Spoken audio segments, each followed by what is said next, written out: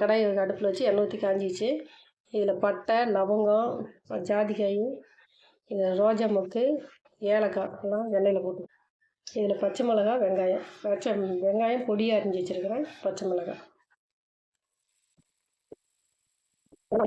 வெங்காயம் இந்த அளவுக்கு வணங்கிடுச்சு.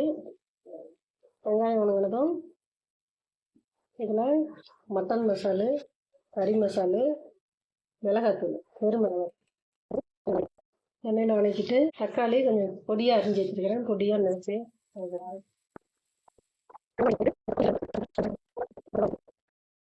தக்காளி நல்லா வணங்கிடுச்சு. தக்காளி வணங்கினதும் தண்ணி ஊற்றிடுவேன்.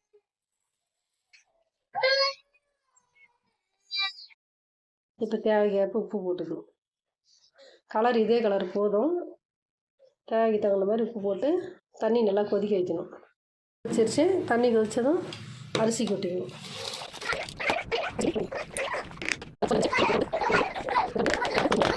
அரிசி வீட்டில் தூக்கிட்டு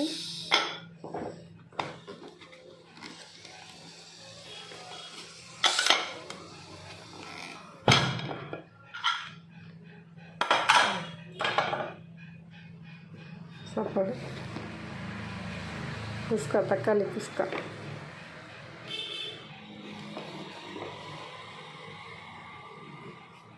உதிரி உதிரியாக நல்லா வந்துருச்சு பாருங்கள்.